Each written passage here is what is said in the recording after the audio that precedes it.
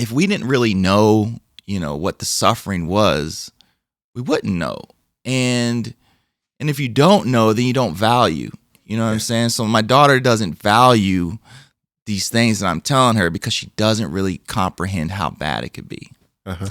So the answer then is what? The church needs to have a Scared Straight program? I think we've got plenty of those. I I don't know that we need more.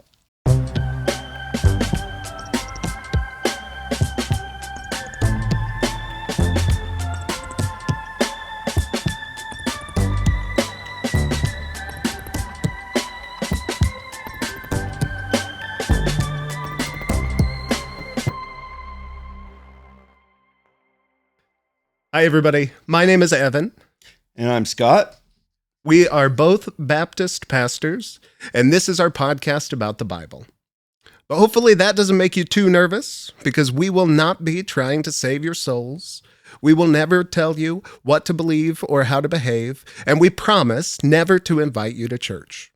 We just like to talk about the Bible, what it actually says, where it probably came from, and how it's been understood or not by different people in different times and places. There will never be an altar call on this show or a come to Jesus moment. Scott and I are both people of faith, and at this point we're likely to stay that way. But if you're not, we hope that you'll find something useful here for you. This is your warning, though, especially if you are or have been a person of faith. For our purposes, the Bible is not a sacred text. During this podcast, we'll be treating the Bible more or less like any other book. We're pulling it down off the pulpit so that we can finally read that tiny little print. While you're here, there's nothing you have to believe. There are no beliefs you can't question, and there are no questions you can't ask. Welcome to the unHoly Bible Study Podcast. And welcome to our guest today, Jaryd, whose performer name is Dunamis. Jaryd is both a visual artist and a musical artist. And we are so happy to have you here today. Thank you. And look forward to our conversation. Awesome. Happy to be here. Appreciate it, guys. Yeah. Jaryd, tell us a little bit about yourself, especially, what's your background with faith or religion? For sure. Yeah. So my earliest memory of religion was growing up as a Jehovah's Witness. My father and mother were that, and then my mother left, and then my father kind of stayed in it. But, all the people in that organization are great people. They're wonderful people that want to do right by God. But for me, it seemed more of a cult to me. And, I do hate to say that, but it does kind of line up with the way that you have to interact with this religion. So, it's hard to get out of that. It took me a long time. For a minute, I just didn't even like God or Christianity. And I thought Is that kind of what you mean when you say a cult? Like, it felt like control, like it felt like leaving wasn't an option? Yeah, no leaving and no deviation in any way of the ritual. Or no room for change. No room for questions. change, no room for questions. Yeah, and the way that the people that are not in it are perceived is very difficult. Like, so my mother not wanting to go to church, she would be deemed a person called disfellowshipped, and nobody was able to talk to her, and you basically shun them in hopes that they would return back. And it's very close to the way Scientology operates, if you know anything about that. But yeah, so that really gave me a bad taste for the whole thing. I still wanted to find the truth because I believed that there was a God. I didn't believe that, everything just appeared one day. And it just took me down a long path of different religions, New Age. I got into that. Islam, I got into that. I just was really trying to figure out what was the right one. And it couldn't be this one that's on every corner. I drive down the street and there's a church on every corner or a Bible in every hotel. It can't be this. You weren't going to try that? No. I tried that, and that can't be it. But can I ask? Yeah, go ahead. When, because in some ways your experience growing up sounds a little bit like what Scott and I have talked about in really conservative evangelical churches. Yeah. When did you start bumping up against that? Or when did that start feeling uncomfortable for you? Was it when you were a child? Or did the friction start when you were older or like a young adult? The friction probably started when I was a child, because there's so many things that you weren't able to do, and now I look back on it and I see a reason for it. Some of it makes sense.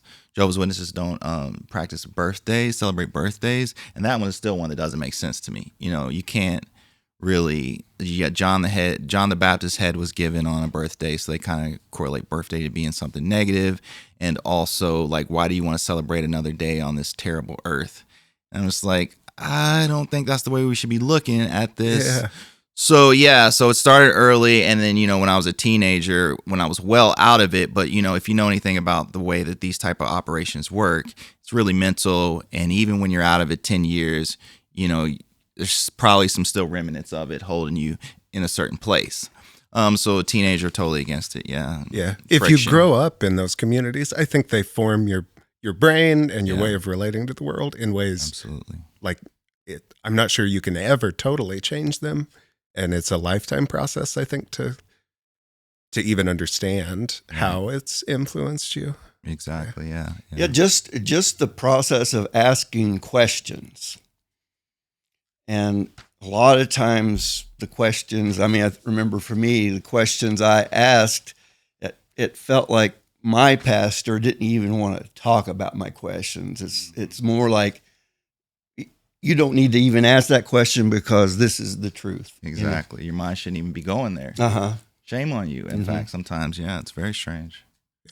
When God has all the answers, there's no questions that we shouldn't ask. It's all there.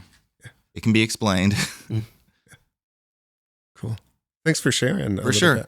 Yeah. So to go further down later on in life, I was in Islam and all these different things. And I met my wife, and she was a Christian, but she didn't really realize how Christian she was because she'd never been around any other Christians before. Yeah. Everywhere else she was at, she was around, atheists and, hardcore liberals.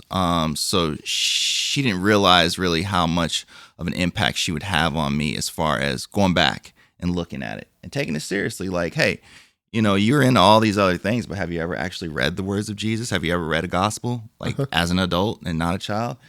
She gave me those hard questions and pushed back in areas where, everybody else was like, no, bro, if there were no Christians on earth, this place would be great. They're causing all this war and destruction and issues, but then I looked and I read Mark, and I was like, wow, this guy Jesus is not really what I kind of thought he was at all. Do you remember what was surprising? I remember one thing was surprising was there's this part where a lady's like, blessed is the mother that brought you into this world. And Jesus is like, no, blessed is the father. And he keeps on going, it's just like, he was just checking people left and right about like, no, you're wrong. This is right. And it's just things where like people in other religious institutions have very wrong. And it's very clear. He says, call no man father, So yeah, it was very, and when they brought him the coin, and he was like, whatever, bro, give this to Caesar. We're focused on these things, not that. So he was very direct in a way where I didn't expect him to be direct, and very human in a way where I didn't expect him to be human, and not soft. Yeah. Like this image that I have in my head of a soft man with glowing, radiant blonde hair. Yeah. I would definitely not describe Jesus in any of the New Testament as soft. Yeah. Maybe vulnerable at times, in some ultimate ways, but as a speaker and a teacher, hard-edged. And all those pictures I saw of Jesus growing up, I thought he was Norwegian. Exactly. yeah, 100%. In a velvet robe. Yeah. Mm-hmm. Yeah, there is a really soft. Or a tall Swede, who knows, yeah. Yeah, with the lamb in his lap. Yeah. But I just had a strange vision, an idea of something that I really didn't know about. And my wife challenged me to read it. I read it, and at the same time, I was getting into more conspiratorial things. Aliens, that was something I really wanted to get to the bottom of, and things were lining up with the Bible in mysterious and strange ways, where the Bible kind of had an answer, for these issues or these conspiracies or these things. And from my background, which is why I thank God and the way God worked, he raised me in this Jehovah's Witness thing that I had to question and I had to break down. I had to tear down. So I was able to say, oh, hey, hold on. Our government's not the best. There's questionable things that our government is into. There's questionable things that's going on in the world. And I was able to question things, I think, more than maybe somebody who didn't break free from that experience where they were. Like at this point, you're wired not to trust institutions. Exactly. What you've been told. Exactly. And I was wired not to trust the Bible, but I read the Bible and it proved itself to be very trustworthy. Very trustworthy. Was that hard? Like, so I was going to ask what was the Bible to you as a kid? And I have no idea how Jehovah's Witnesses communities operate. Like, is Bible reading encouraged, or people encouraged? I assume not encouraged to ask questions about the Bible, but I would kind of assume encouraged to memorize it, to learn it. Was that your experience? Was it something you liked? Was it something you ignored? It's something that is very, I don't know what's the word, prescriptive and outlined and carefully crafted by the Watchtower Society, which is in New York. And it goes a little bit like this. Isn't God so gracious? Isn't he gracious? Say he's gracious. God is gracious. Look what he did for this, and it's kind of just like, it makes you repeat what they say and think how they think at a young age. So they tell you what the Bible means and also how to feel about it yourself. Uh-huh. That makes sense, Yeah. It's a lot of questions, but there's only one answer to the question, if that makes sense. Yeah. They ask you questions as a kid, but you know that they want this answer. They give you the questions you're supposed to ask and the answers you're supposed to agree to.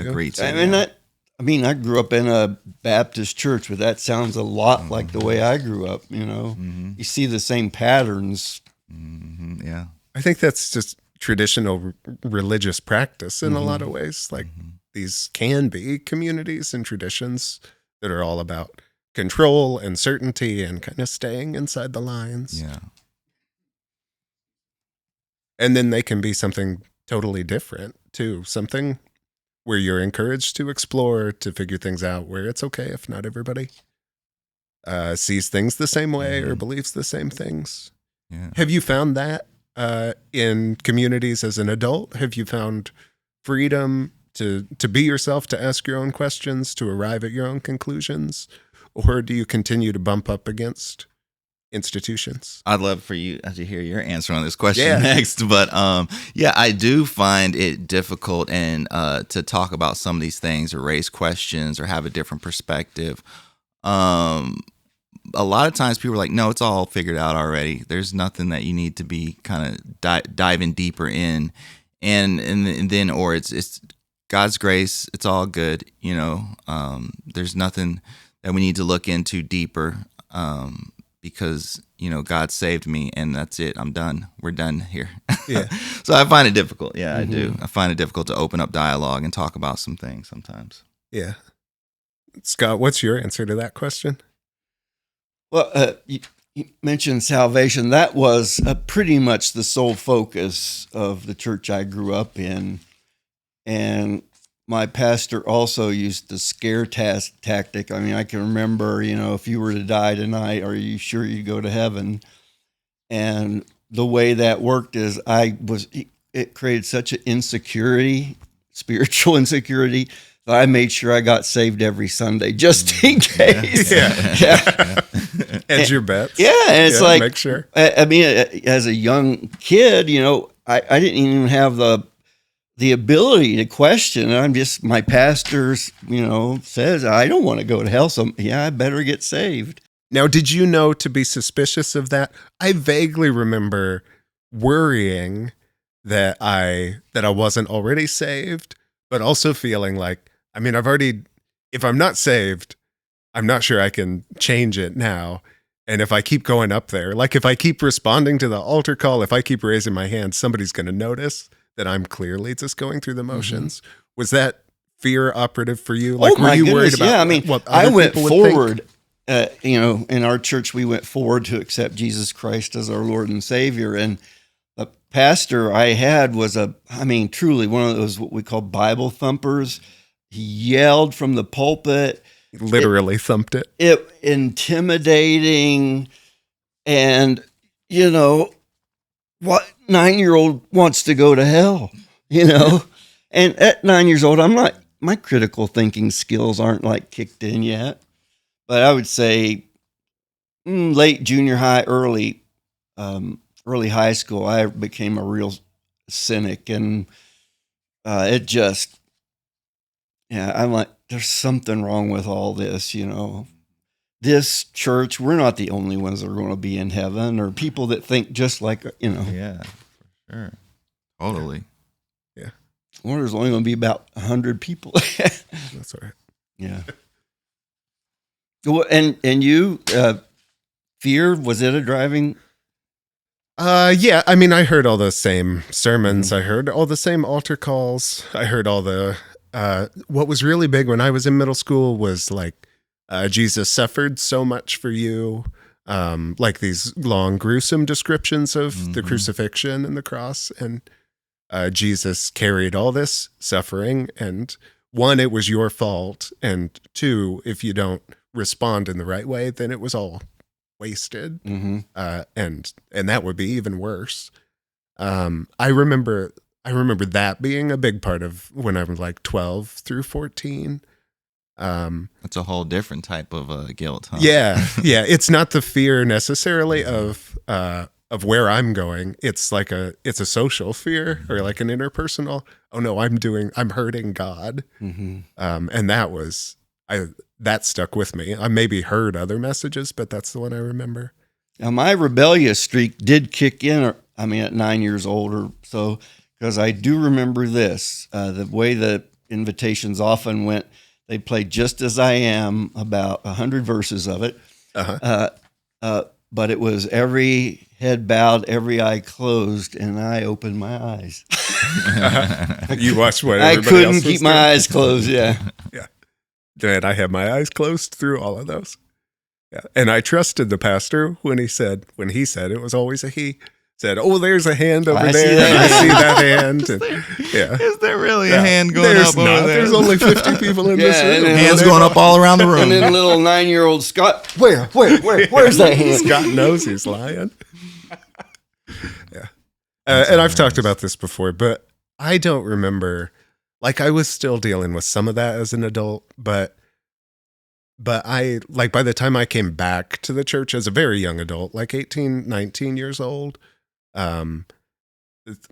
nobody was preaching that way to me, and that kind of fear, I was able to process that on my own. I'm sure it's still there deep inside, and the guilt and the shame, but it's never felt like an operative part of my faith as an adult, which I'm grateful for. Well, and wouldn't you say that fact about the institutions in general, but religious institutions, isn't that why a lot of people just don't want to have anything to do with it? But because their perception is the only thing the institution cares about is itself, really. Yeah. Oh, 100%. Yeah. 100%. I have a lot of friends who went to Catholic schools, and when they come out, they're atheists because they can't deal with the guilt that's put on. They don't want it. They're like, wait, I have an option. These friends, these other people have an option where they don't really deal with that guilt that I'm dealing with all the time. And they just were like, well, I don't want it then. They throw away the God because of the guilt.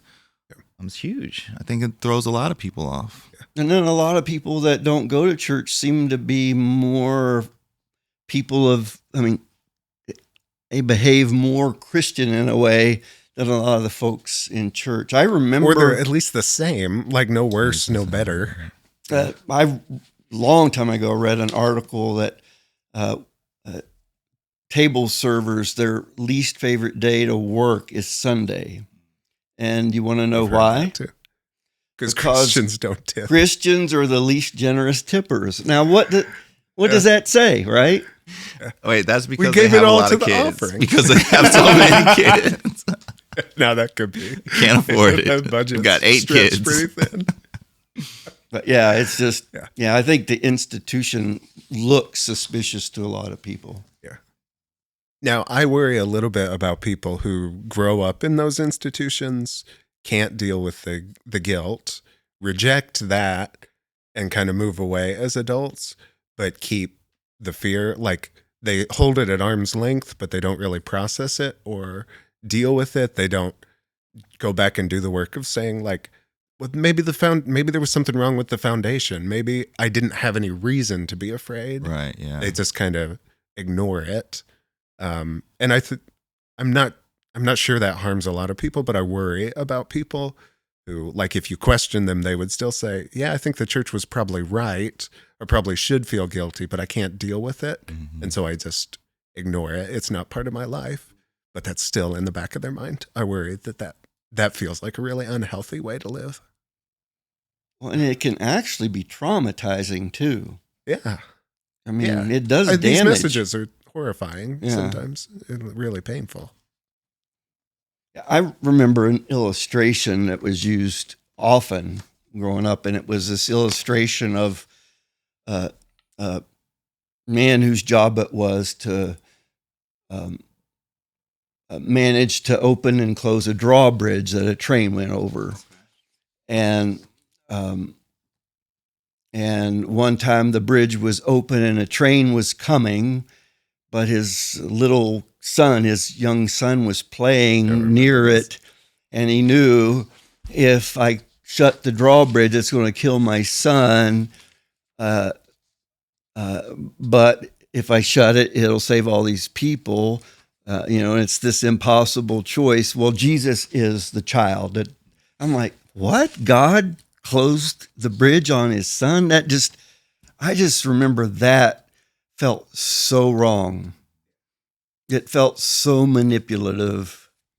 Yeah. It was like a moral injury that someone even asked you to believe that. Mm-hmm. Yeah.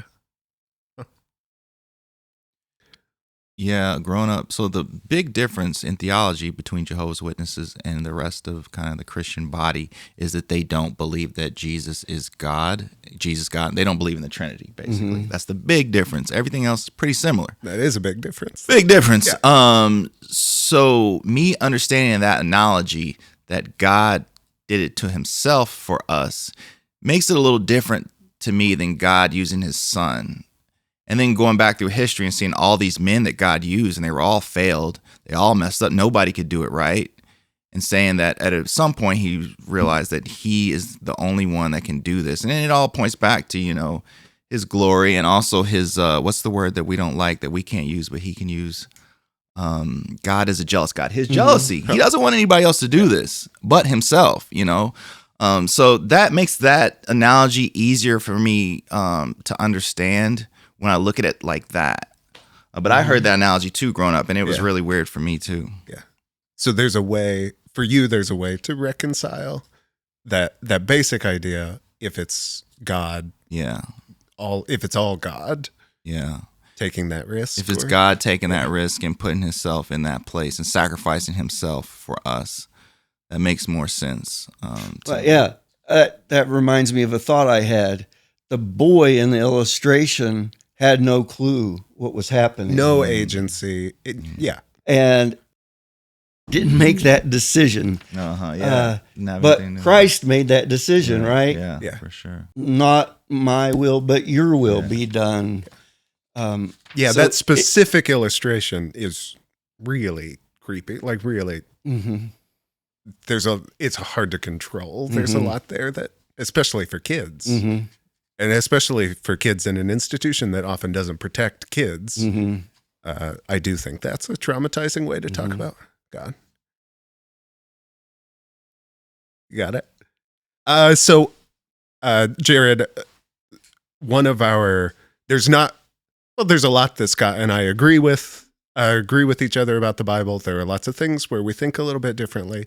One of the things I think we definitely agree on is that the Bible these books have been collected and passed down because they respond to some of the biggest questions that human beings ask, and the most important questions that all of us wonder about.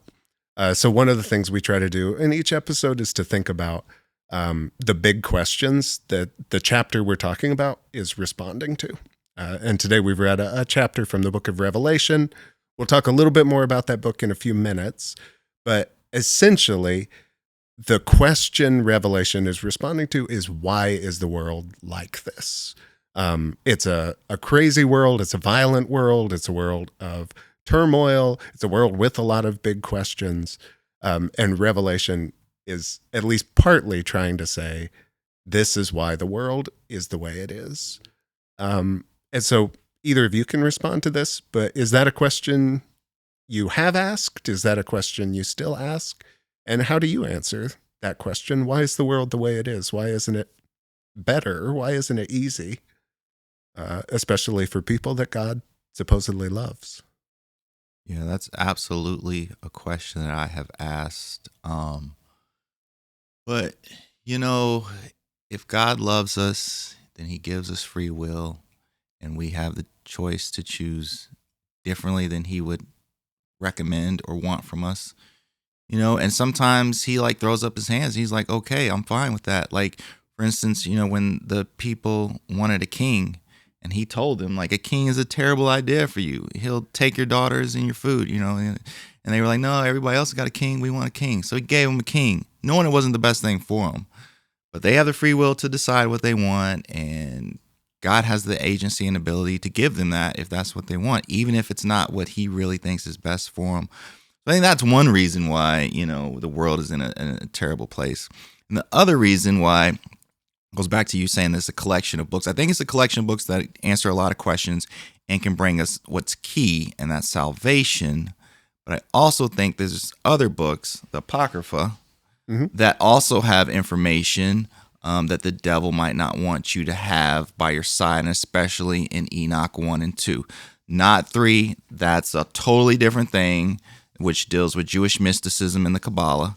But Enoch 1 and 2 talk about fallen angels and what they did to humanity, which you can see in Genesis 3, I think, when the angels came down and mated with women and created giants. Type a crazy story I never heard crazy about when story. I was a kid.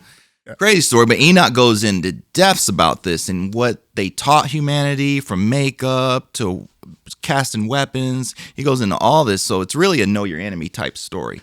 And if you know your enemy, then you're a little more enlightened to what you're battling against. But that is another reason. Layer these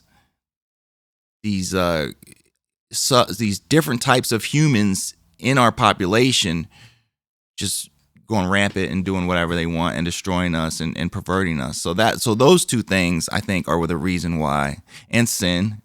So 3 things in the mix are the reason why the world is the way it is today. You mentioned the devil.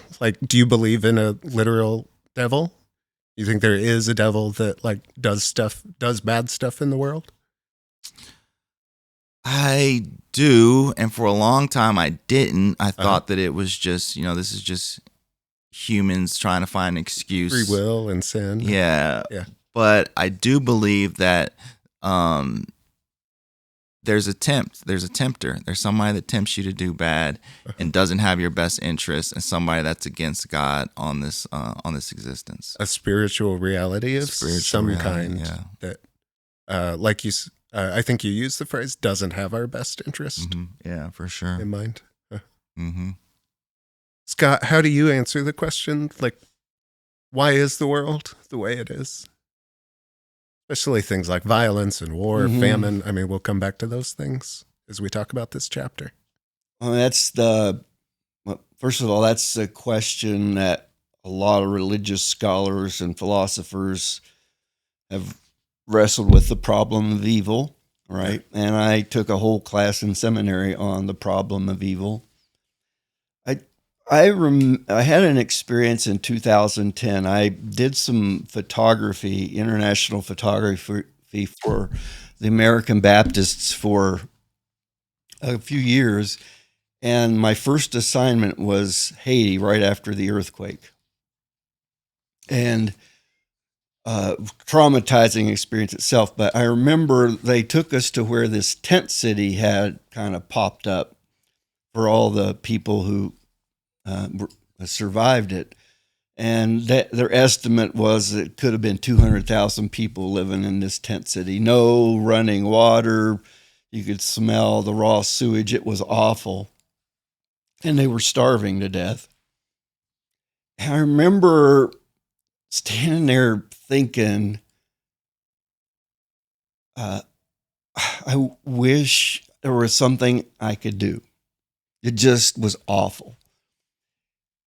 And then I started having this thought experiment, like I could pray all day for God to rain down peanut butter and jelly sandwiches on this mass of people to feed them. But those ideas turned into a sermon called God Can't Make Peanut Butter and Jelly Sandwiches. And the reason God can't make them is because God doesn't have hands. We are the hands. We're the ones who do it. I remember that was, at least in my mind, that was the response to all that's wrong is we are the ones empowered by God, the body of Christ, to make the difference. And I think that's our response to the evil, the violence, all that's wrong. I don't necessarily can't explain like all of it. So much of it humans have created all by themselves. Yeah. I mean, I think it's much of what both of you shared resonates for me, especially the idea that I might not know why, but clearly human beings have some agency and some capacity to make decisions, and we often make decisions that hurt each other. And I probably don't need any extra spiritual reality, kind of beyond what we can see and feel. Like people seem totally capable of being completely evil all on their own.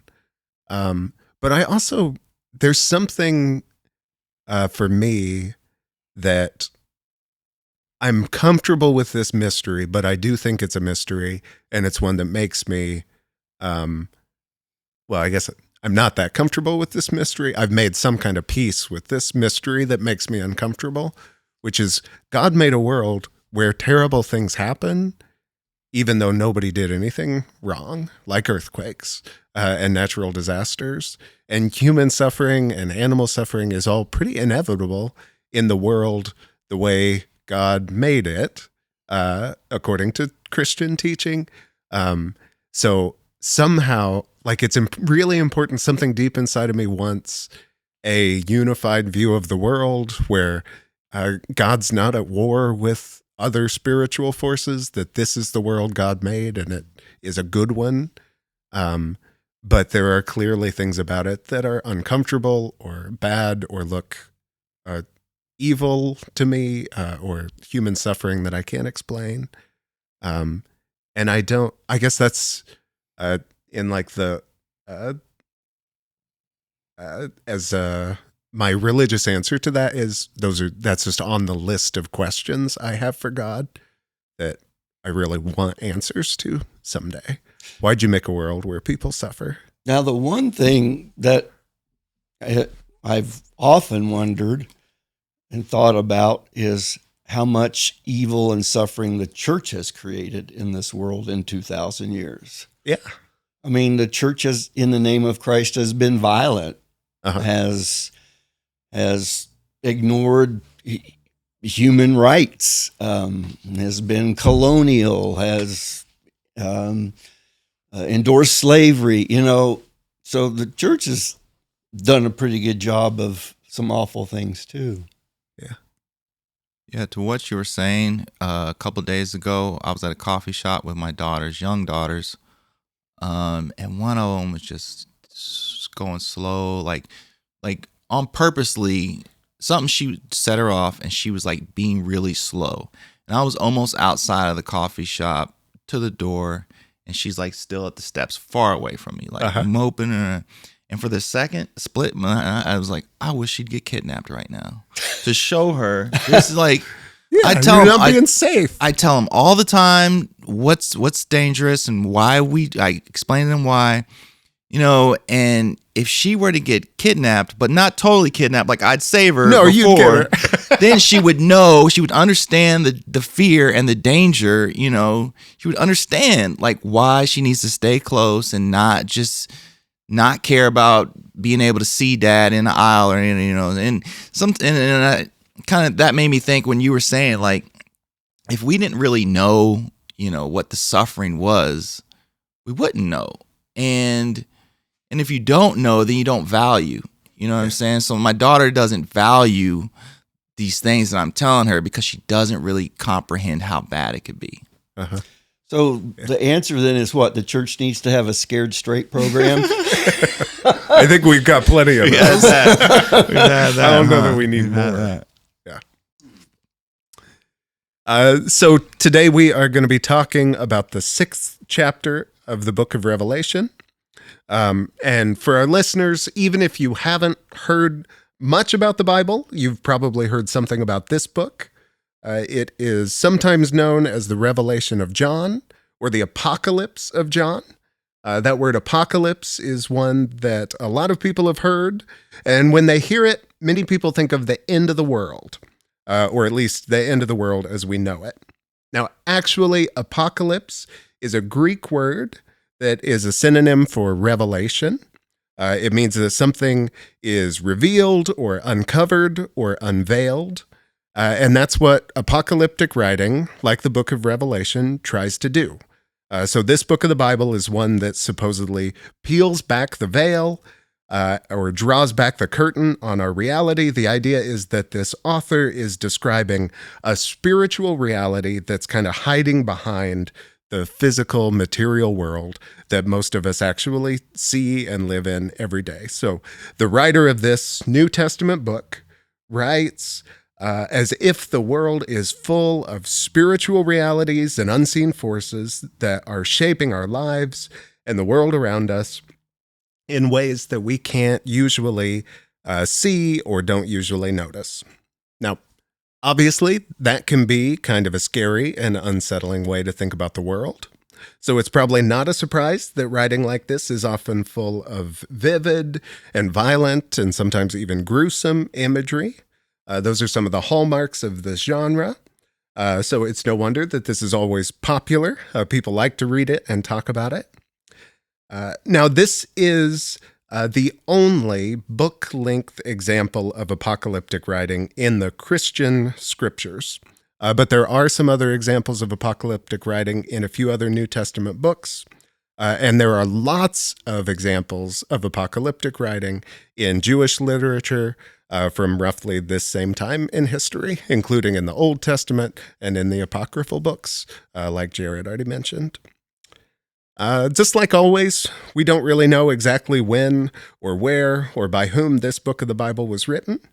It actually says that it was written by someone named John, and that would be a weird thing to lie about, so most people assume that it's true.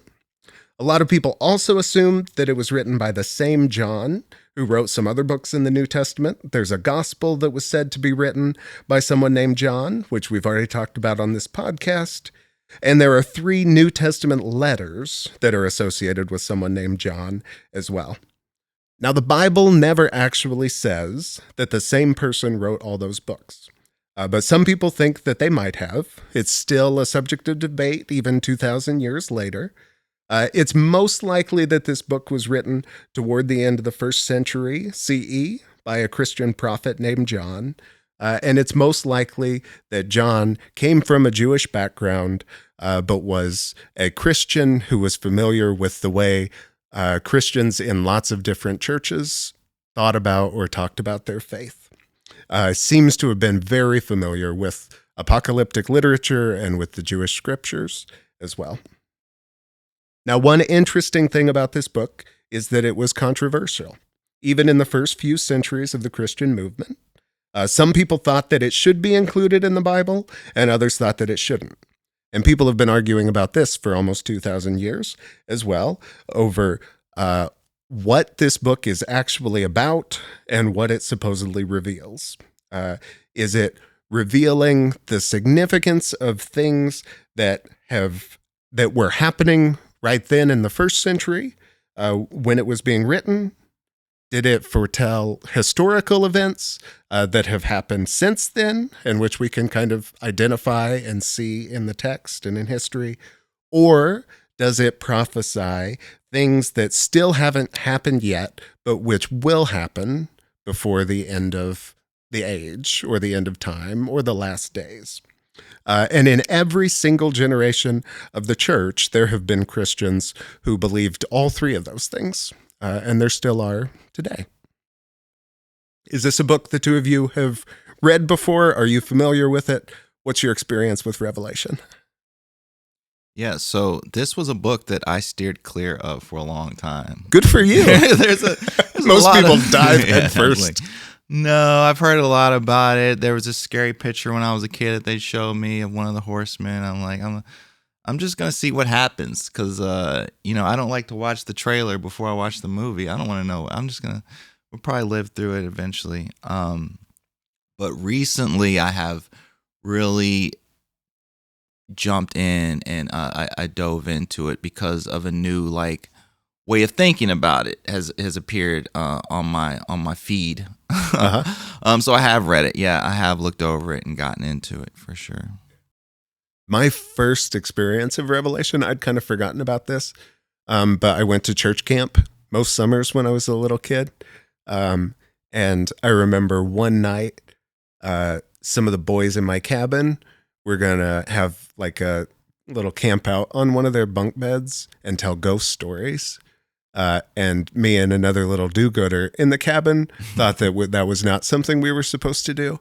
So we decided, it was not my idea. My friend I guess, knew more about the Bible than I did. He said, there's really scary stuff at the end of the Bible in the book of Revelation. Instead of telling the ghost stories, let's have a camp out on my bunk bed and we'll read from Revelation. And our counselor came and sat with us and said that we were really cool. Scott, what was your experience? Well, growing up, our church had what they called a prophecy conference every year. I've probably talked about this before. Yeah. But they would bring the same traveling preacher every year. Same guy did the same prophecy conference, trying to help us understand all the signs, to understand, Jesus is coming, his coming is imminent, his second coming. This very confident interpretation of Revelation. This means that this means that, and that kind of seemed hokey to me, especially in high school. Yeah. Then seminary, then being a pastor, I've taught Revelation several times, and probably the last couple of times in the last 10 years I've taught it, I've started to teach it as a visual book of the Bible, that everything in it is a vision. Yeah. And if we could draw these visions, if we could see them, would that change the way we interpreted them?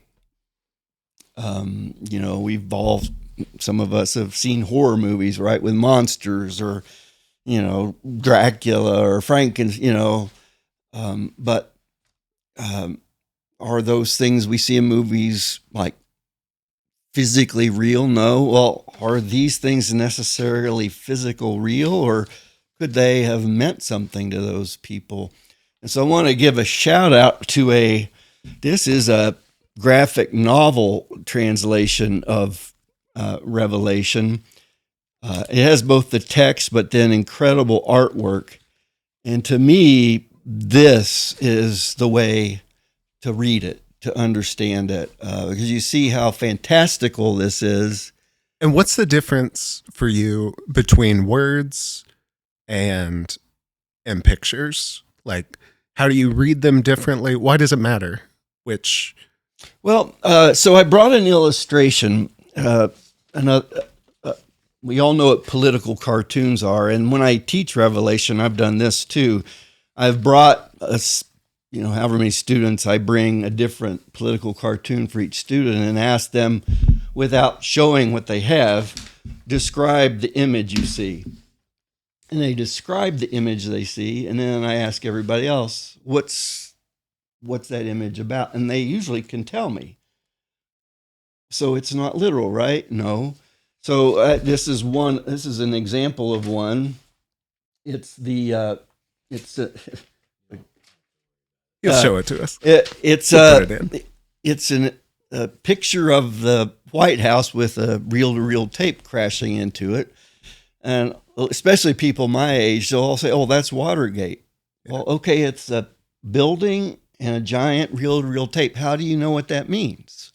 Yeah. Well, there are cultural signals, things that we know about, and that triggers those ideas. And I think the same thing happens in Revelation, that these images meant something to these people.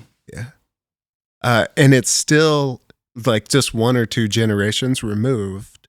If you don't know a few of the details about that historical event, the picture, it's kind of like unmoored from its reality, its context, but it still means something, right? Mm-hmm. It's still, you see a picture like that, you see any picture, and your mind immediately tries to interpret it, tries to make sense of it, especially if it's something weird, like a giant tape deck rolling through a building. Mm-hmm. Like, you have to try to make meaning out of that.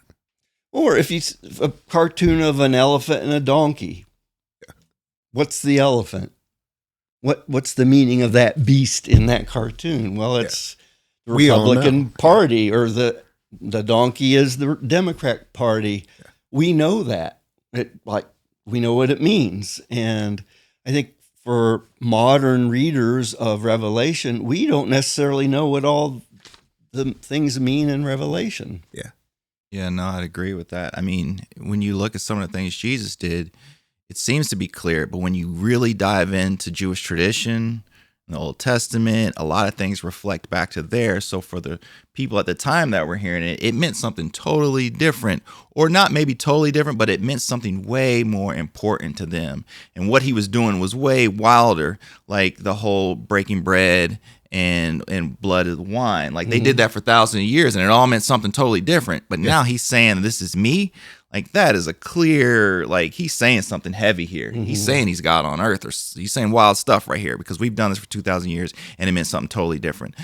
So, like, understanding, like, tradition and what this meant to the people at the time, it can also paint a clearer picture, a more vivid, honest picture of what we're talking about. And I think that it would totally make sense for a lot of that to overlay into Revelations. But it's possible it could be both, though. Mm-hmm. What if it's both, though? What if it's literally? Here's an interesting little tidbit. So I forget which emperor this specifically refers to. So I think the emperor at the time that this was probably written was Domitian, but Nero was right around there, too. Mm-hmm. And Nero had a nickname, and his nickname was the Beast. The whole Roman Empire called him the Beast. It's a great nickname. Right. Well, because he was this violent, it's a cool brutal, nickname. Ruler, right? Well, when we hear the word beast, what do we think of? Well, we don't automatically think of Nero. Somebody, I heard. I said Mr. Beast. Mr. Beast. Oh, yeah. So again, if you don't know that Nero's nickname in the Roman Empire was the Beast, if that was his reputation, you might not realize there's a reference there to that emperor. Yeah. Who's caused all the suffering that they're talking about in Revelation at the time. Are you guys, in general, are you guys words people or pictures people? I know it's not fair to make you choose. Yeah, I like a mixture of both, but definitely pictures. If there's only words and no pictures, then I got a problem. But if there's only pictures and no words, then I can deal with it, I guess. I'm a word-oriented person. I appreciate visual arts and stuff, but that's not my first way to go. I wrestle with things at an intellectual, more of a cognitive level. And I mean, I can certainly get why Revelation is written the way it is, but it's not the way I think. I would be a horrible apocalyptic prophet. Yeah, I'm a words person. Pictures, I always kind of feel like I'm swimming in the deep end. I like them. Like there are images that mean a lot to me, but I like words are my life. So. Well, we are going to dive in and look more closely at the 6th chapter of Revelation after we take a quick break.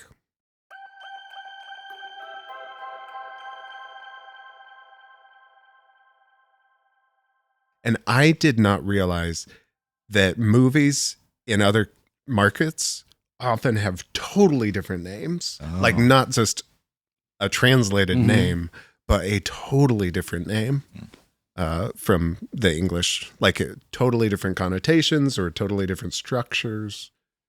I had no idea. Which shows why you need to know cultural information to understand something, right? See, I just like the bull in a china shop theory. Really? Like just blow through it all, ignore all the context. Yeah. Well, actually, I think it's working for us really well right now. Actually, I do know how to interpret it. I haven't, shared it widely, but I have all the Revelation. Have it all figured out. Yeah. Yeah. You're recording right now because we need to make sure this gets. Is America in it? Are we the bear or is that Russia? We're back and we're going to dive in and look a little more closely at the 6th chapter of Revelation. So just to set the scene a little bit, this is close to the beginning of the books. Scott said already this is much of Revelation is just descriptions of visions that were shown to the prophet John of Patmos. And this is one of the first visions that John sees after the introduction to the book. It kind of begins with letters to these different churches to whom these visions are addressed or with whom they're shared. And John is standing, seeing these visions. John is standing in the heavenly throne room. So that's kind of the context where this chapter starts. Scott, what do we need to know about the heavenly throne room? Set the scene for us. You remember what it looks like? I remember there are, from Revelation? No, the real one. The real one? Yeah. Oh, no. yeah. Well, that one time I saw it, I do, yeah. No. Your personal vision? Mm-hmm. No, I meant... I haven't had the privilege. Not yet. Maybe someday. How does John describe? Well, it seems to be at least a reference, a Jewish reference to the temple, I think. And it's like a sanctuary, right? Yeah. And there are layers and layers to these visions. It's just not one thing, but so you've got this lamb in the throne room, but the lamb looks like it's been slaughtered. So I try to keep these images, and I think that's the chapter right before. Okay, so visually, so what does an animal look like that's been slaughtered? Well, my grandfather raised livestock. I remember the first time I was there when we slaughtered a head of beef, and sure. It gave me nightmares. And so I'm thinking, okay, keep in your head that the lamb in this heavenly throne room looks like it's been slaughtered. So either its neck is slashed and it's bleeding and it looks like it should be dead, but it's not. But all these creatures are worshiping this slaughtered lamb. And it's got horns, right? Mm-hmm. Oh, yeah, 7 horns, I think. And 7 eyes. Yeah. So what is all this? Well, the one thing is, how in the world is a slaughtered animal God's answer to all this evil? The crucified God, the suffering God, that's not... And do you remember, does John say that the lamb is Jesus? Or does John use the word the Christ to describe the lamb? Or do we just know that? Oh. Do either of you remember? I'm assuming it's directly connected. Everyone assumes everyone knows that the Lamb is Jesus, Mm-hmm. right? It's Jesus the Yeah. Christ, The the crucified Lamb. the other John, not the John that wrote Revelation, or maybe it was, like you said, we don't Yeah. know. But the other John is really the one that came through with the Lamb is Jesus thing. Nobody Yeah. else really brought it out as Yeah. much as he did. Yeah. John the Baptist Yeah. says it at the beginning of the Gospel of John. So from that, I think we just automatically infer that in Revelations it would be talking about Christ. And that's an image, the Lamb of God is an image from Enoch, from this Jewish apocalyptic literature, this lamb that becomes, what does it become? I can never remember. I think we've talked about it before. It's a lamb, but it's not the Passover lamb. It's a lamb that turns into like a ram or something and like fights everybody, like Oh, okay. battles everyone. It's I don't this even remember that old part. intertestamental image. What else is in the throne room, Scott? There's 4 other things. Do you remember what the beasts are? Because I don't.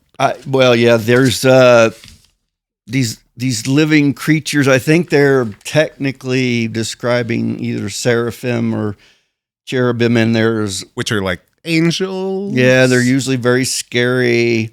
I think one of the creatures has eyes all over its body, eyes on its wings, under its wings. Thank goodness. It's I can't remember what each one is described like, but And these animals. So there's the lamb, and then there's these 4 creatures in the heavenly throne room, which looks a lot like the temple sanctuary. And they're like circling around God, and they're singing. Are they they're singing? worshiping. Yeah. Worthy is the Lamb, worthy is the Lamb. So the Lamb is key, and it's again, it's the slaughtered Lamb that they're worshiping, Right. which Matters. why isn't this lamb, perfectly whole and cute and fluffy? And there's something about the connection between God and suffering that reveals something about God. And that there's something about suffering that has the power to break the back of evil. I think of, nonviolent resistance, right? Civil rights movement. You can think of pictures I remember seeing in Life magazine growing up, protesters being hosed down with fire hoses. Yeah. What are the protesters supposed to do? Not resist. You get hit, you don't hit back. You're suffering. There's something about the suffering of innocent people standing up for justice that is powerful. The other piece of the scene that's already been set by John is that there's, in this heavenly throne room, there's a scroll. I think it's a scroll. Mm-hmm. And it's sealed with 7 seals. And this is important because as in the chapter we're going to look at, these seals begin to be broken so that the scroll can open. So we're picturing like wax seals that are set on a closed scroll, and they have to be broken before the scroll could be opened. Well, an important thing to remember about seals. Seals were associated with whoever produced the scroll, right? So if something came from the emperor, it would have the emperor's seal. We're not told whose seals these are, but it seems like you would logically connect a seal with something related to government or institutions or people in authority, and that by breaking these seals, is it possible that it's counter to whoever the official? It's one way to look at it. Yeah. And that's how the chapter begins. It says, "Then I saw the Lamb open one of the 7 seals, and I heard one of the 4 living creatures call out, as with a voice of thunder, 'Come.'" So the creature calls the prophet to come and look and see what's happened when this seal was opened. One thing I want to mention kind of as we get started that I have never really heard anybody talk about. It gets mentioned sometimes in the literature about the book of Revelation in this chapter. But it's it's interesting to me that this is a scroll that's sealed and that's about to be opened. And as we'll see as we go throughout this passage, like as the seals are broken and the scroll is opened, it unleashes all this violence and chaos into the world. And like I said, I've never really heard anyone deal with that or dive deep into that. But I think there's something really interesting about the idea that this religious or the scroll from the sanctuary, when it's opened, it pours violence into the world. It's like a compelling thing, but really hard to wrap your head around or know exactly what John's trying to say. And is God the one causing the violence? Well, if the lamb looks slaughtered, looks like somebody's doing the violence to the lamb. The early church is suffering violence. So the violence that this all unleashes, it's probably something they're already experiencing in real life. Yeah. Right?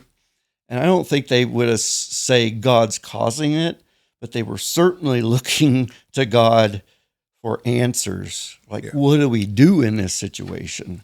It's awful.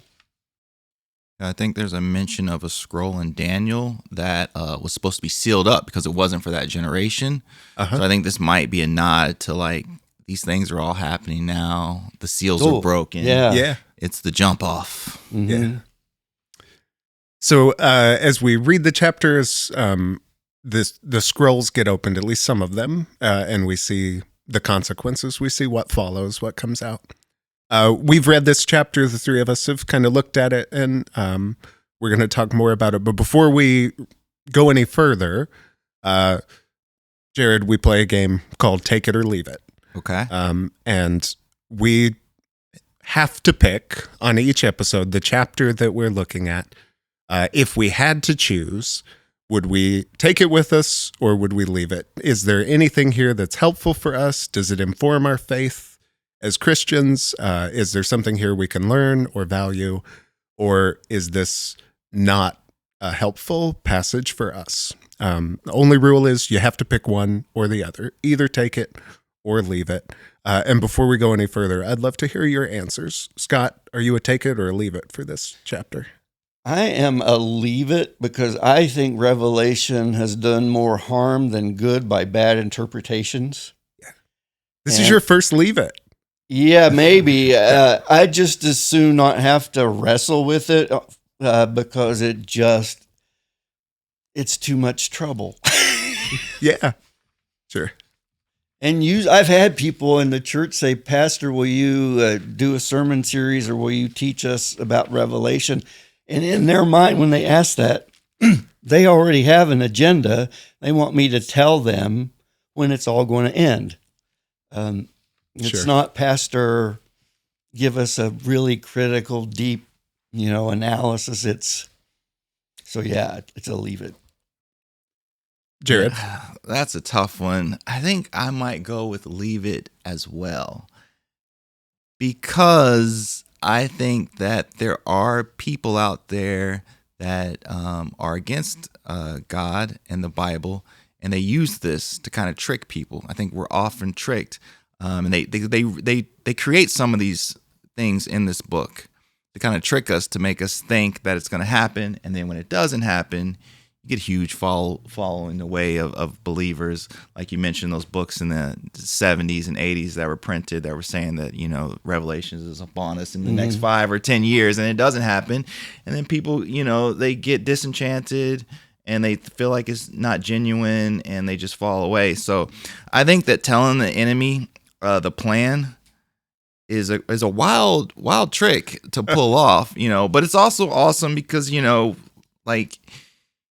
when this stuff does come to pass, like, wow, this book told me about it ahead of time. So, it's very interesting, but I would go leave it too, it's spooky. It's too spooky for me. And you? We're unanimous. I'm going to leave it too. It's too violent. It's the suggestion that God is pouring out chaos and violence into the world, I think has done way too much harm. I mean, I would echo what you all have said.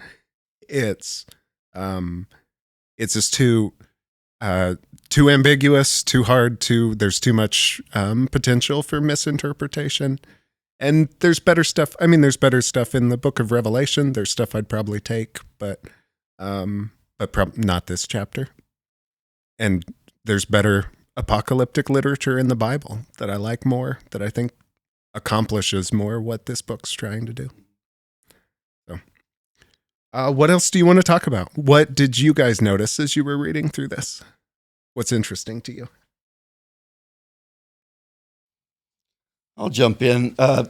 One verse that stands out to me is verse 10.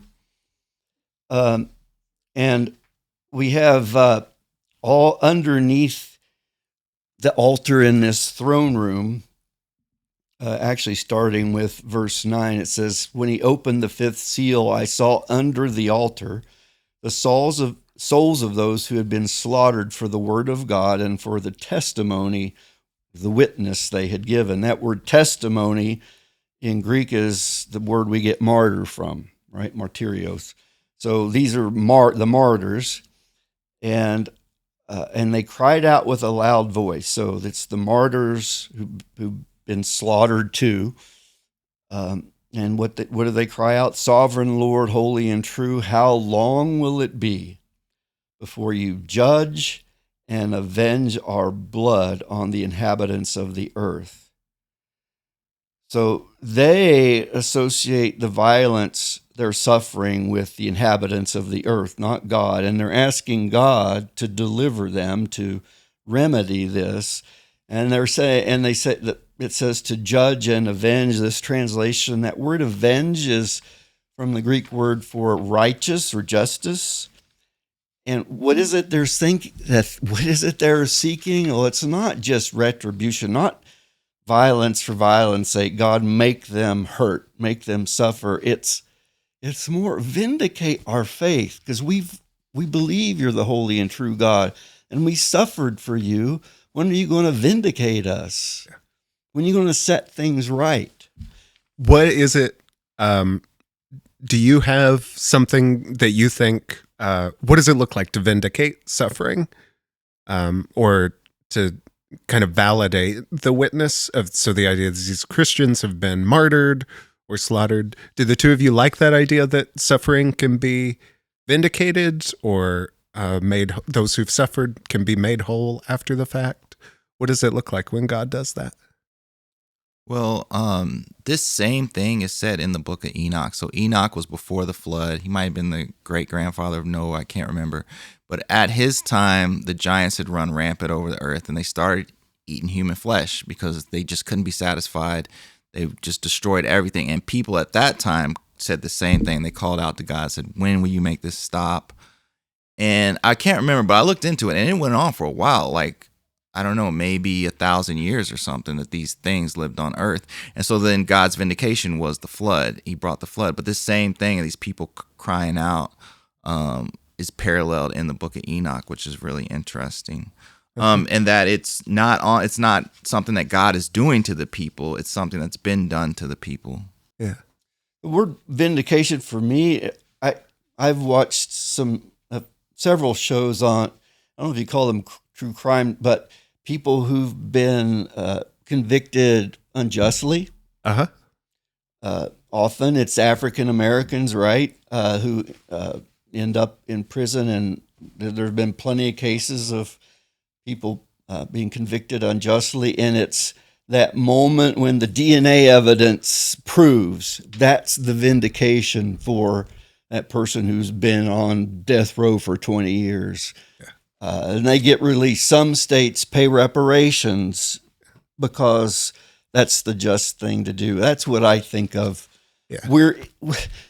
God, we were trying to faithfully follow you, and look, we've been slaughtered, and vindicate us. Yeah. Set it right. Show the world. This is one thing I like about the idea that that God is powerful in ways that people can't actually imagine or understand, is because I think about examples like you just mentioned, where people lose 20, 30, 40 years of their life because of an injustice. and then you can't make that right in this world. Like, it is no amount you could pay, no number of apologies. You don't get those years back. Yeah, you cannot pay for suffering. Like, you cannot go back in time and erase suffering or the harm that it's done. The Holocaust. Well, that's the Yeah. example, like, par excellence, right?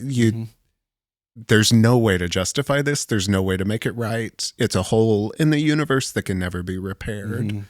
And I do kind of like the idea, the idea resonates for me that the only vindication could come from God. That we ultimately can do whatever we can to repair the world and to undo the harm that people cause, but there's always going to be a gap between the suffering done and what we can do to fix it. And we have to. It means a lot to me that there's hope kind of beyond the frame we live in or the world we see, where there is peace that makes up for suffering. The question: How long? How long, O Lord? Yeah. Do we have to wait? And isn't that the cry of God's people all throughout the Scripture? Yeah. Now, I don't love the answer. No, I skipped that. You talk about leave it, I double leave the answer. Because the answer is we've got to wait till everybody else has been killed. There's a number we're working toward. D-Day's still a while off. Yeah. Oh my gosh. Just a little bit longer. Now, Jaryd, do you remember, you might not want to talk about this or remember clearly, these are important passages for Jehovah's Witnesses. Oh, yeah. Right? Yeah, Because we're just about to get into the idea of the 144,000 and this idea that there's a number of people who would be saved. Yeah.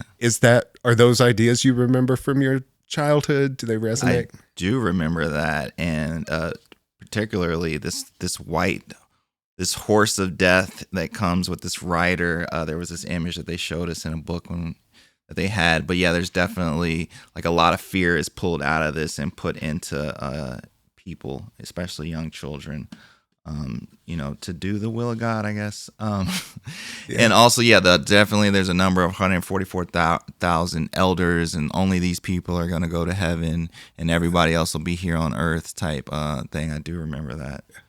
Which is not all that many people. No, it's like what happens when you hit 144,000. Everybody else is out of luck. Full. Yeah. No vacancies. Really interesting.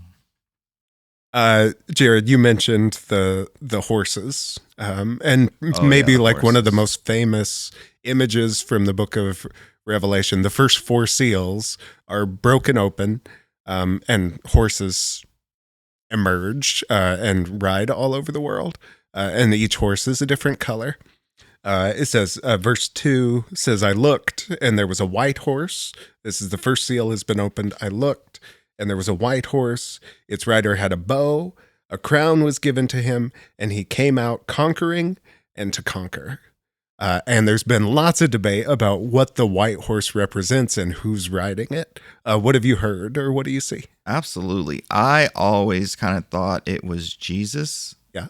Because white horse, white lamb. But now, like, I'm not sure. This is one of the things that, like, I have no idea. And I usually can figure something out. But it could be the Antichrist. It could be Jesus, because most times God always like gives an option for people. Like, I'm about to bring something bad on people, repent. It could be that, a chance for people to repent by seeing all this destruction that comes. And it could be the Antichrist, because he's rolling with a bunch of other bad dudes. And then God is, then later on, it does talk about Jesus, and it's described just a little different. I think the crown is different. But yeah, this is a head scratcher for me. Who is this guy on the white horse with a bow? Yeah. Yeah, very interesting. There's kind of 3, there's infinite answers that have been given to this question, like who's the white rider? But there's 3 big ones. And you mentioned it's Jesus, it's the Christ maybe, or it's the Antichrist. Like either this is Christ conquering the world, or this figure is totally opposed to the work of Jesus and the slaughtered lamb and what God's doing in the world. Or some people have also said it's more generic. It's an image of conquest and warfare, maybe especially people have seen the Roman Empire and like the Roman legions in this horse that's riding rampant. Commoners didn't have horses, right? You had to be sure, and they were the Sherman tank of the day, right? Yeah, and with the chariots. So it seems illogical to me to associate this with the lamb. It seems more. So logical. You don't think this is Jesus? I see it more likely associated with imagery that's reflecting on the conquering nature of the Roman Empire. This concept of Pax Romana, the peace of Rome. I don't know where I ran across this, but it was said that what Rome would do if there was an uprising was they would go in, level everything, and then say, now there's peace. Yeah. So that's interesting that you brought that Rome into it, because he is dressed in white and he is riding a white horse. So there might be some deception that goes on for people, thinking that this would be a great leader or a good person. Yeah, looks good, but brings conquest. Some people have seen in the bow, so the rider's carrying a bow, presumably like a bow and arrow. And some people have seen like the threat of foreign empires. So around the Roman Empire, you had like the Parthian Empire and these other kind of tribute states. I can't remember in the first century exactly what the state of those relationships were. But there's kind of like the specter of people from another country who use bow and arrows from horseback because the Roman Empire, the Roman legions wouldn't have done that. So you have like these maybe foreign warriors. Yeah, what's now Kazakhstan, or no, northern, more like Siberia. There was a group, Galatians, the Galatian people. They were known to be mercenaries, and they used horses. And so it could very easily refer to that as well. Yeah, not that I agree with it, but I've heard people look at the bow and see, and even the colors of these riders, and see like Islam in a way where they have the symbol of the moon. Yeah, but it could also be a bow. I've seen people look at, like the rainbow, being the bow, and all these people have tried to overlay different things over this bow. Yeah, but it is interesting that that this one has a bow, and it usually seems like God usually comes with a sword and not a bow. Well, God, I want to know about the green horse. That's the one I'm curious about. The pale green horse. Yeah. What do you want to know about it? Well, is that the one Clint Eastwood always wrote? No. Have you seen that movie? Yeah. Why green? First of all, I don't know why it's green. Because it's gross. It looks like a diseased horse, right? That's how I read it. The pale.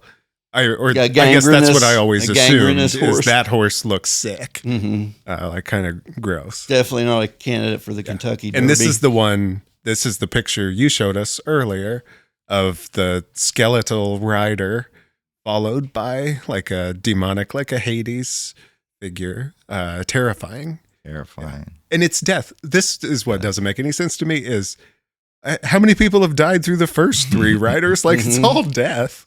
And then it just feels like too fine a point. Like now we've also got one that literally personifies death, killing. Like, doesn't it even say like a quarter of the world, a third of the world? Am I making that up? Yeah. Oh, yeah. Authority over a fourth of the earth. Yeah. Some people have seen plague, disease, I think, in this kind of spooky figure that kills huge numbers of people. Well, think about COVID without explanation. Yeah, and the fear. I remember at the beginning, nobody knew like how you got it really, or whether it was only airborne. And I remember Megan and I sitting in our house, and just afraid to go outside. And we had groceries, ordered them through one of the delivery services, and we wiped everything down with bleach because you're scared, right? Yeah. And all these people are dying. Well, that would have been commonplace in this time. So we've got the white horse is the first one. Nobody knows what that means. The pale horse, the green horse is the last one. There's 4. So then we have red horse, and black in the middle. And most people agree the red one represents war. It's pretty clear. It's war. I don't know how that's different than conquest, but whatever.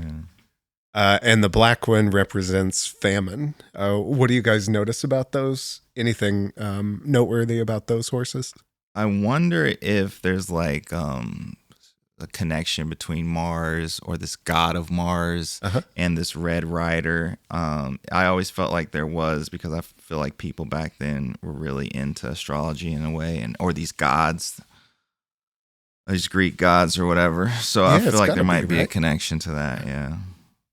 And then if there's a connection there, is there a connection anywhere else, when it comes to astrology? It does seem one of the things scholars have noticed about Revelation is John seems to be warning people not to assimilate into the culture around them. Like, look how terrible these people are, conquerors and warriors and causing famines and all this stuff. So don't be like them. Stay separate. Be Christians. Don't engage with this culture. But at the same time, he's clearly engaged with the history and the culture around him, clearly understands pagan symbolism and mythology, things like Mars, which, the god of war is associated with the color red, and the red planet in the sky.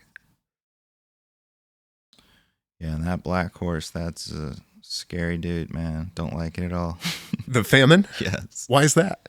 Just seems scary. Like, to die of hunger is like, wow, that's gotta be the worst death. I've heard in history where people ate family members because they were so hungry. Like, that is crazy. That's gotta be the worst way to go. Man, I couldn't imagine. It's tough. And infuriating too. I mean, it's so in this verse, it says, and I heard what seemed to be a voice in the midst of the 4 living creatures. So this is the only rider that's accompanied by any words. The black horse, which most people say represents famine. But it's this voice saying, a quart of wheat for a day's pay and 3 quarts of barley for a day's pay. But don't damage the olive oil and the wine. And I don't have any idea what that last part's about. But Scott, you were saying earlier, like, this is inflation, right? It's even more infuriating to die of hunger, that anyone would die of hunger. When there's food available, it's just too expensive for ordinary people to pay for. Yeah, and that happened to Germany. So the inflation was so bad, they had to keep issuing German marks at higher and higher. I mean, they were up to like 50,000 marks to buy a loaf of bread. I mean, it kept deflating so much. Why? War, violence, insecurity. And I do think there's a way you can almost read,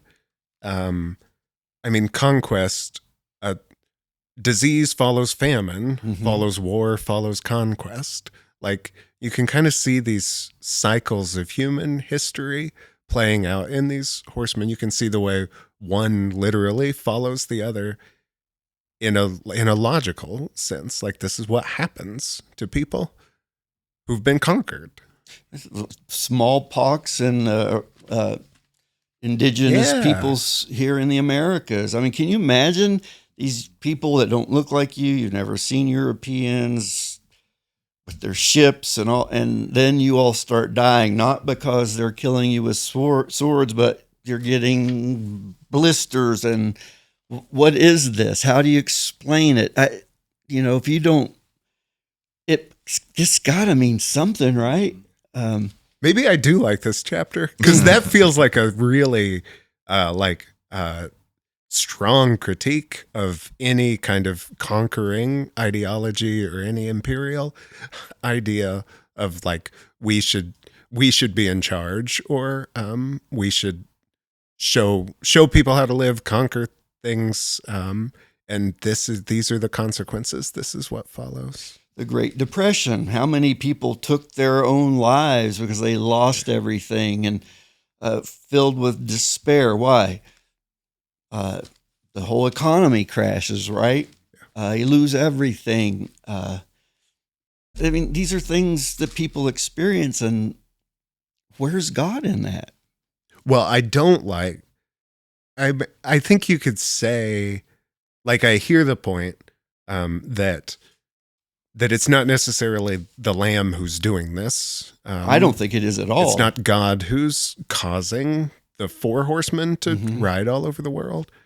But I think the suggestion is still there. Like, it's the Lamb that's breaking the seals. Like, it's somehow God is in control. Like, some people have read this and said, actually, I can't remember who this reading comes from, but somebody says it's the same rider on different colored horses, and it's Jesus riding the conquering horse, the war horse, and the famine horse, and that this is God's punishment on a world that just will not obey, will not submit, will not believe, whatever it is.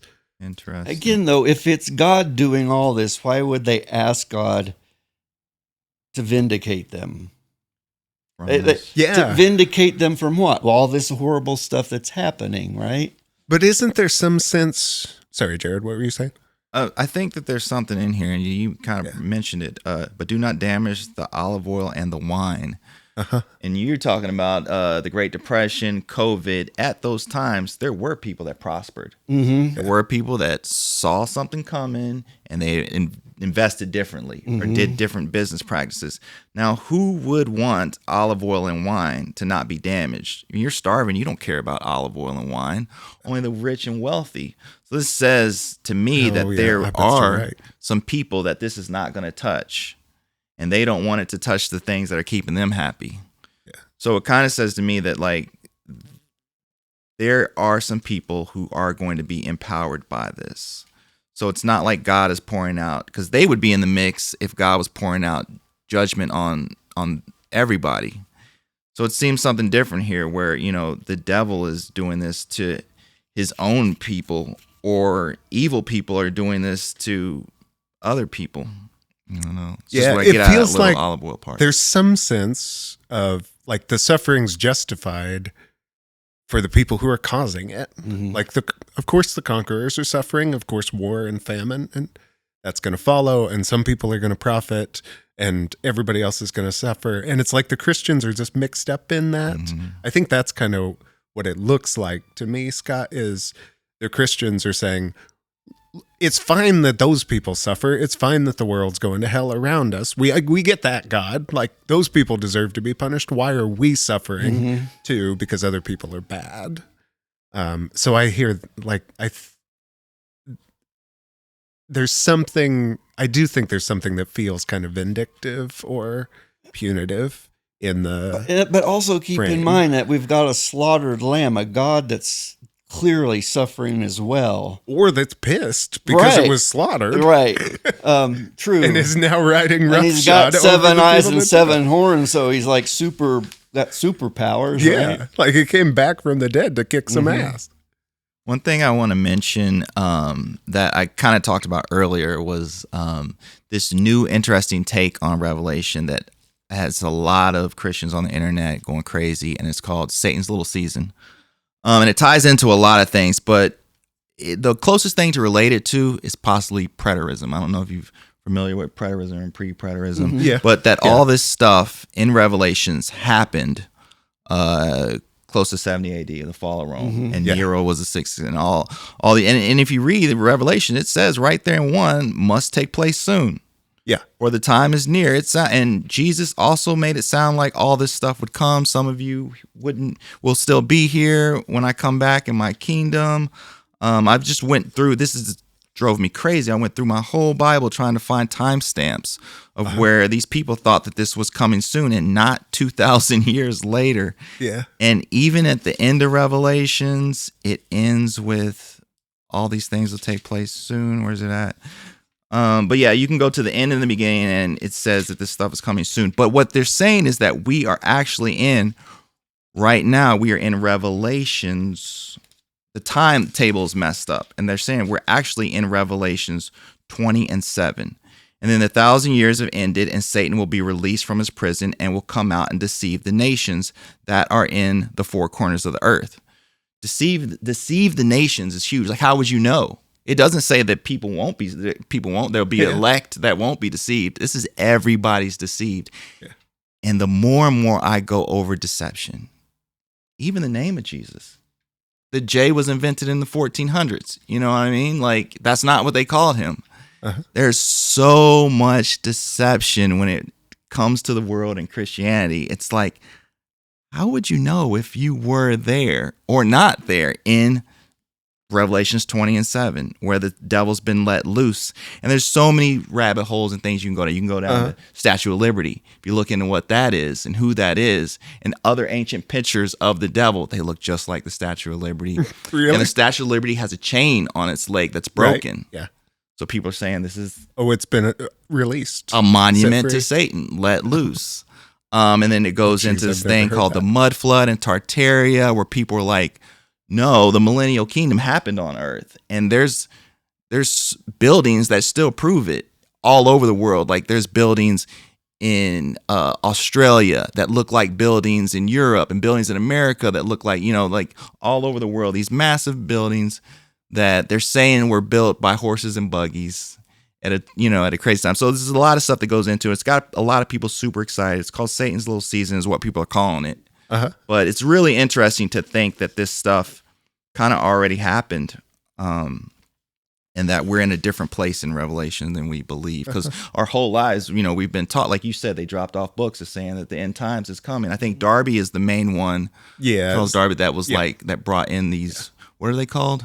The dispensation. Yeah. Right. Dispensationalism. Yeah. Scott might know more than I do, but a fairly new way to interpret 19th centuries when it early 19th century, maybe late 19th century, the Schofield Bible. So really famously, the Schofield Bible is this edition of the Bible that's annotated with all these footnotes that don't just like give you a little bit more information, but they tell you like exactly what each of these prophecies in Revelation especially means. And it popularizes this idea that these aren't things that happened 2,000 years ago. These aren't things that we can look back on and say, well, the white horse is Napoleon, and the red horse was this war or that war or this Roman Empire or whatever.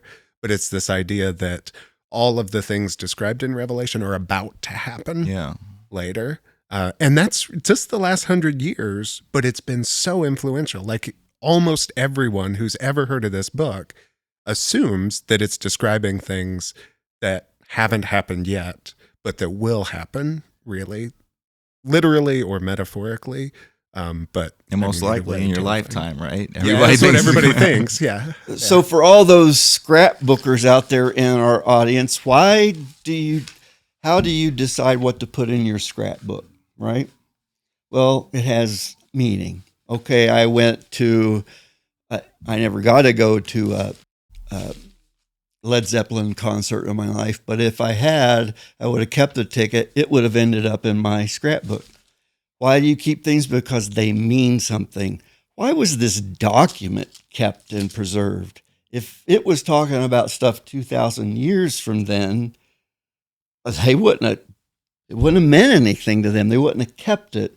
So it had to have meant something to the people that preserved it. And that's where you have to start, I think. And I think that the thing that's cool maybe about Revelation, it shows us these cycles of visions, and they're very repetitive. Like, the same kinds of things, even in the book, happen over and over again. And in every generation of the church and every 200 years, you can look around the world and say, oh, this is happening right now. Yes, absolutely. Every section of the book, you could look around and you could say, this is an apt description of the world the way we live in it. Mm-hmm. Like, I might not think about it the same way or describe it the same way, but the Four Horsemen is a perfect depiction of like what the world looks like: famine, war, conquest, and death. Ukraine. I wonder how the Ukrainian people would read Revelation versus how we read Revelation. Yeah. So like, there's a part of me that says like, yeah, we're not wrong. We are living in these times, and we always have been, and we always will be. I think for me, they don't. The only thing they maybe predict is that the cycle's just going to continue until maybe There's nothing someday unique it's about broken. human history in this book. It just repeats over and over and over. War, violence, yeah.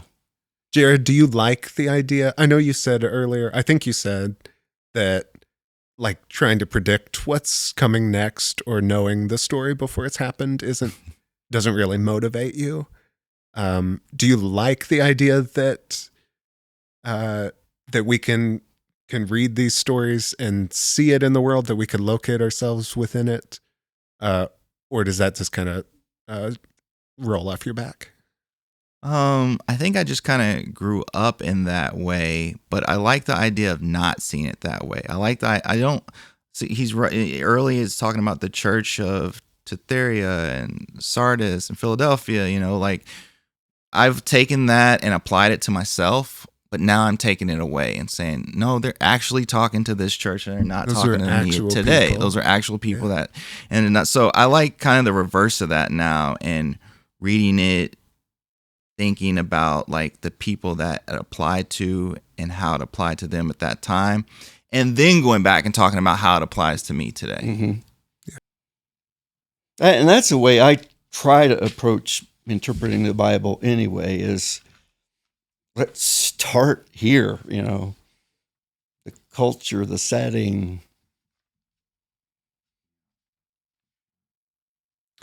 I started listening to it last night. I'd heard it before, but never paid much attention to it.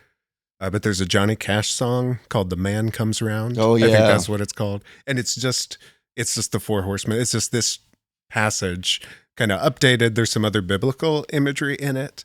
But it's Johnny Cash. Just, it doesn't feel like there's any evangelical motive to the song. Like he's not, there's even a point in the song when it's like, if you're wicked, stay wicked. If you're righteous, stay righteous. If you're dirty, stay dirty.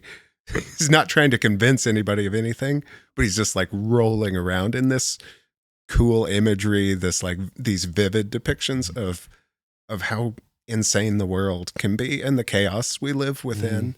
And I had it on repeat last night because I thought it captured some of what I do like about it, what resonates about this passage for me. I don't like that it's in the Bible. I think that complicates it and makes it really dangerous. But as literature, it's compelling stuff. Like, these images are arresting and terrifying, and they also seem like a good way to think about, an accurate way to think about the world we live in. I have often compared Revelation to the Matrix trilogy. Okay, go into that. And didn't you compare something else to the Matrix trilogy probably last week? It's like my go-to. So sorry, viewers, listeners. No, but think of all the fantastical mechanical creatures, right? Because the world is controlled by computers. This is apocalyptic literature, right? Explicitly. So what's the point of the Matrix trilogy? Well, everybody is living a lie, right? Mm-hmm. They're all in these pods, and they think what they're doing is real, but it's not. They've been deceived. Mm-hmm. They can't see what's happening behind the scenes. They're slaves. They're not free, and most of them are satisfied with it. Mm-hmm. And you take the red pill, I believe it is, and your eyes are open, and you see what's behind all this. Then you understand how to get free from all this, right? And like you said, a lot of times people want to go back to that la la land. I mean, think of Israel in the Exodus. Well, we should just go back to Egypt because at least we had leeks and onions, you know. Yeah. There's something about not having to face reality. Yeah. And I think apocalyptic literature, one of the things it's trying to do is using this bizarre imagery to like show us what really is real. Yeah. And don't be deceived, and you know.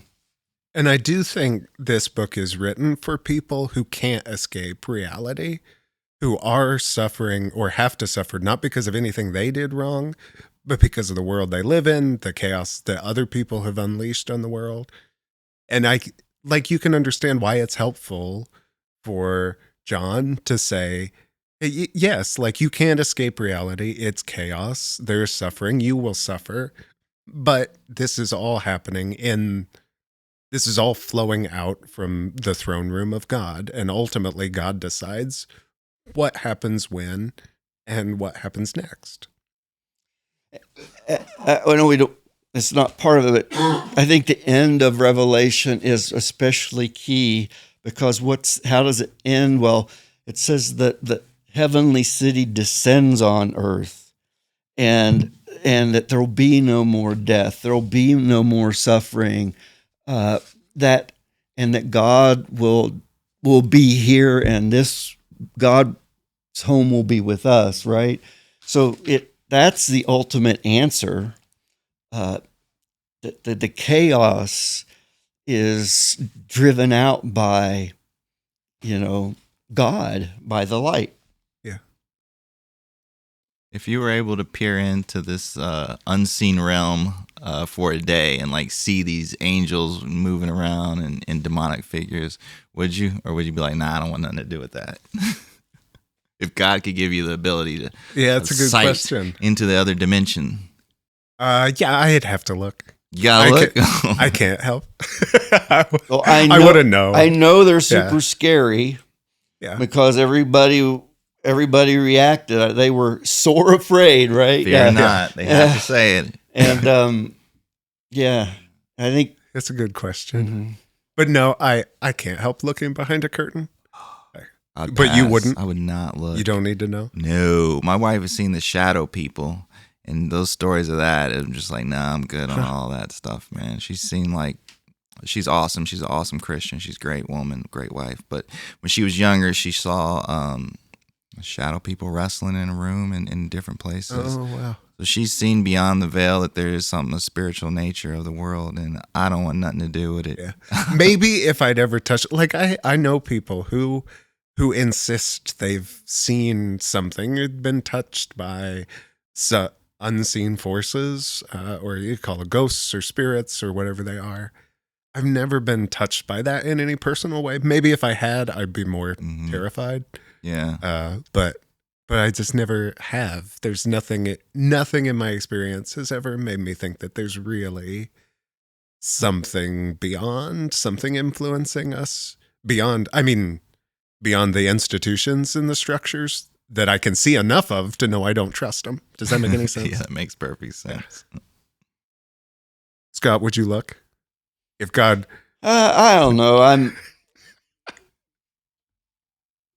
I'm curious enough I'd at least peek.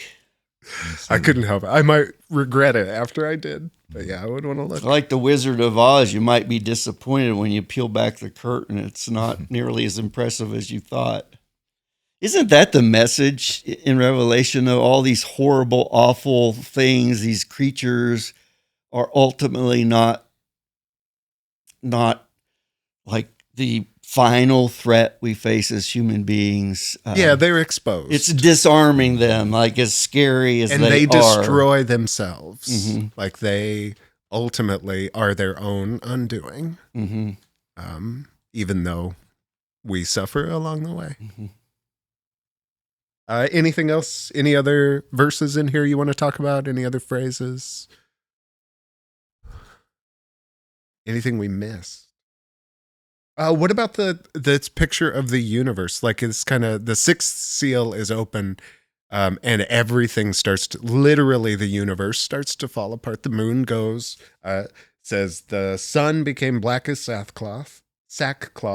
The full moon became like blood. The stars of the sky fell to the earth as the fig tree drops its winter fruit when shaken by a gale. This is apocalyptic imagery. This is Jesus says things like this in the Gospel of Luke, Gospel of Mark, both. I can't remember. Yeah, I think it's two of them for sure. But this idea that the sun will turn to blood or the moon will turn to blood.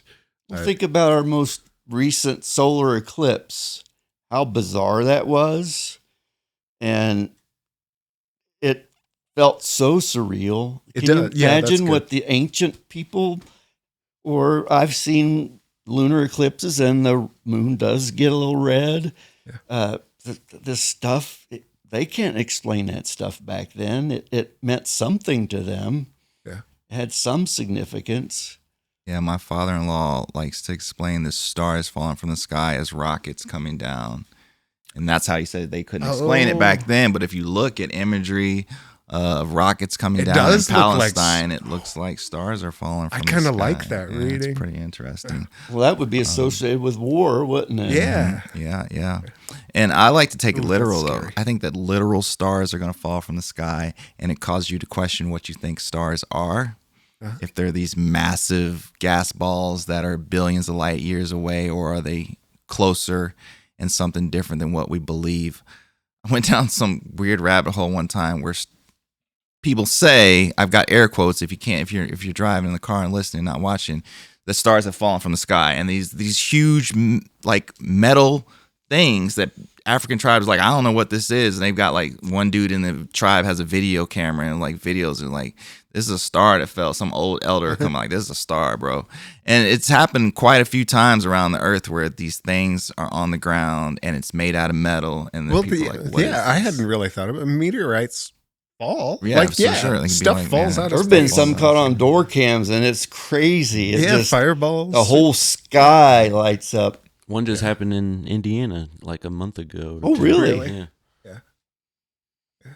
Yeah, to think that the stars are falling from the sky is pretty wild, and it doesn't fit in with NASA's narrative of what stars are, because it would be impossible. They're larger than the Earth. You know, they would consume the Earth. They couldn't fall to the Earth. They'd burn the Earth up or whatever. And there's also this other thing that's very interesting about the sun. So I saw this a long time ago when I was a kid on TV, but like the way that we get heat from the sun is through like dimensional portals or something. Because the thing about it, like the vacuum of space is cold. So how are you getting heat from the sun if outer space is cold?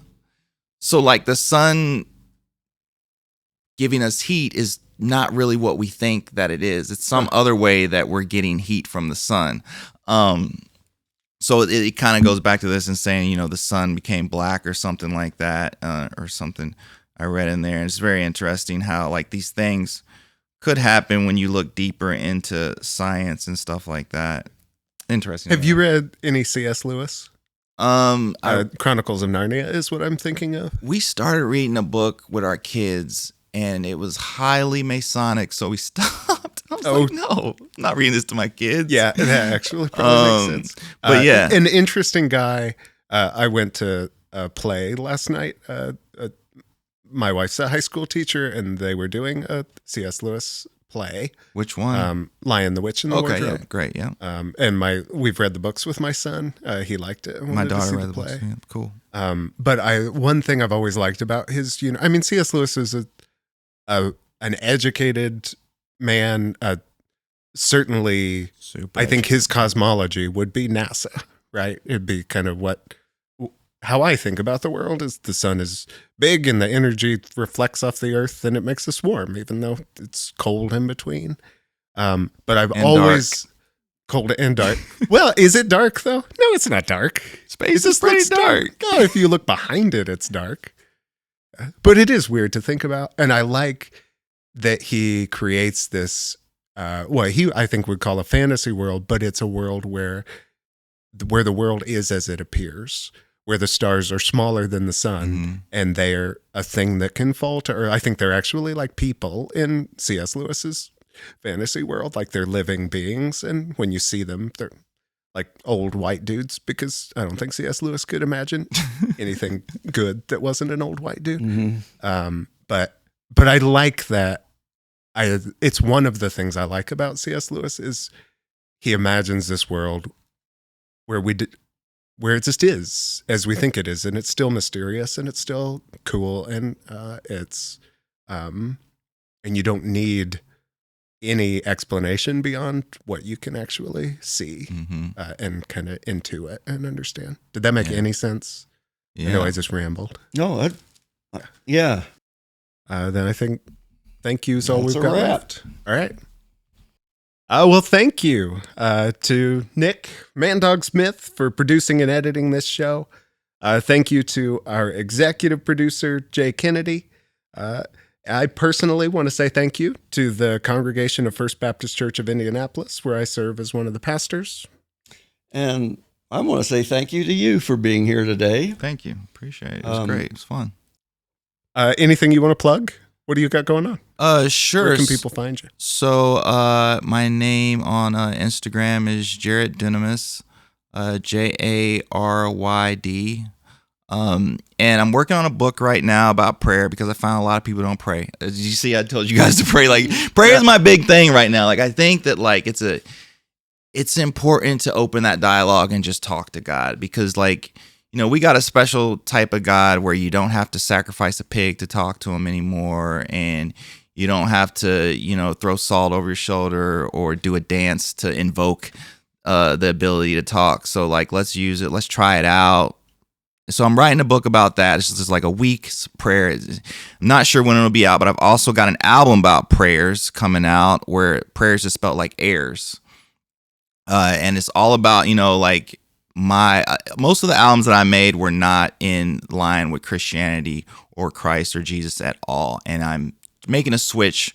My old rap name was Great Granite, and I'm switching into this, what I feel like I need to be at the moment, and what people need, and what God wants for me to do. So I'm making an album called Prayers, and that should be out in the summer, and working on a book. So those are two things that I got jumping off right now. Excited about them both. Thank you for having me, guys. I had a great time. It was awesome. Yeah, oh, thank you so Good much for everything you shared. And of course, we do want to thank you, our listeners, for joining us. Please remember to rate and review or subscribe. Every one of those does make a difference. You can follow us on Instagram at the unHoly Bible Study. If there's a chapter in the Bible you'd like us to cover soon, you can send us an email at unholybiblestudypodcast@gmail.com. If you have questions, you can send them there too. Next week, we will be looking at Luke 4. Scott, any previews? What should people expect? It's just surprising that it's the first episode where people want to kill Jesus. Like right off the bat, they want to kill him. And I think that just to deal with that question is an interesting one. Why do people want to kill him so bad? The first time, but probably not the last. Right. Yeah. Cool. Well, as always, we're probably going to keep talking about this stuff, but you guys don't have to keep listening.